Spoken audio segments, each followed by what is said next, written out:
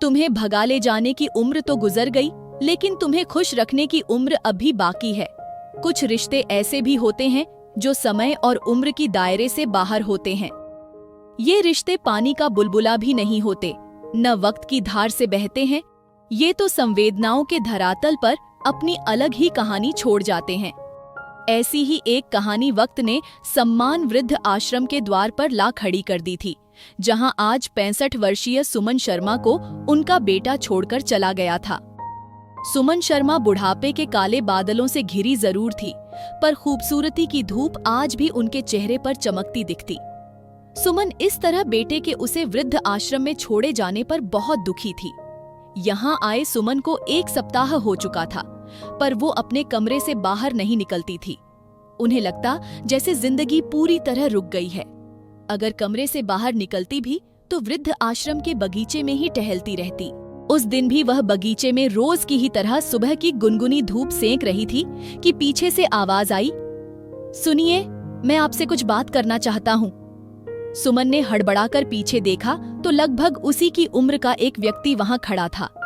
जैसे ही सुमन मुड़ी, उस व्यक्ति ने कहा, अरे तुम तो सुम्मी हो। मैं जानता था कि तुम ही हो। पिछले कई दिनों से मैं तुम्हें देख रहा हूँ। मुझे नहीं पहचाना? मैं अमित। भूल गई क्या? हम कॉलेज के दोस्त हैं। सुमन कुछ अचरज में चश्मे के पीछे से आंखों को छोटा कर गौर से अमित को देख रही थी और कुछ देर में खुश होते हुए बोली, अमित, तुम कितने बदल गए हो। अब तो तुम बूढ़े भी लगने लगे हो। इतना कहकर वह हंस पड़ी। साथ ही अमित भी हंसने लगा।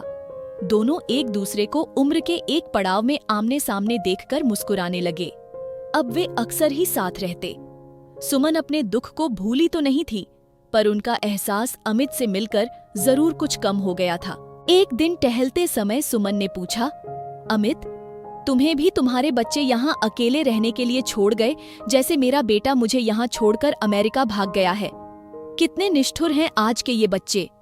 अमित ने उसकी आंखों में तैरते आंसुओं को देखा और कहा, निष्ठुर ये नहीं नियति होती है सुम्मी।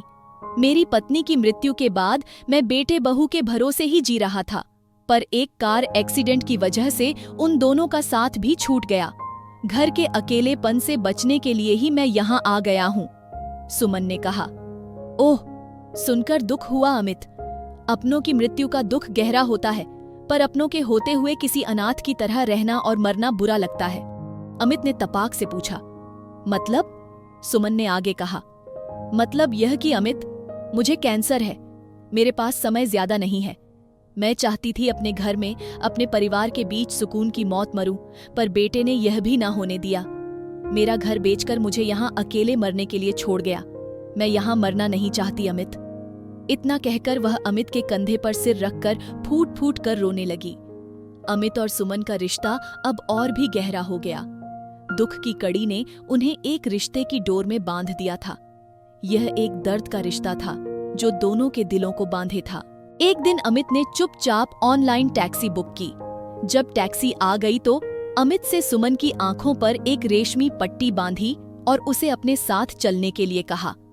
अमित ने सुमन को टैक्सी में बैठाया और कहा कि वो कुछ देर के लिए गाड़ी में ऐसे ही बैठी रहे।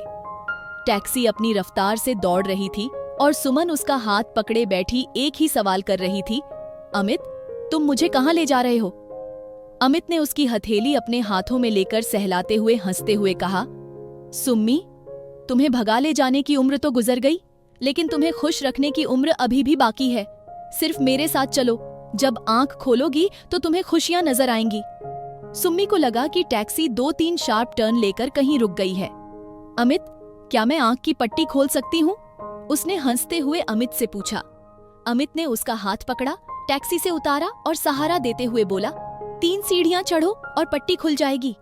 सुम्मी गिन गिन कर सीढ़ी चढ़ने लगी। 1, 2, 3 और उसने अपने आंखों पर बंधी रेशमी पट्टी खोल दी। सुमन की खुशी का ठिकाना न रहा। वह अपने घर में खड़ी थी। अमित ने कहा, सुम्मी, मैं तुम्हें भगाकर यहाँ लाया हूँ।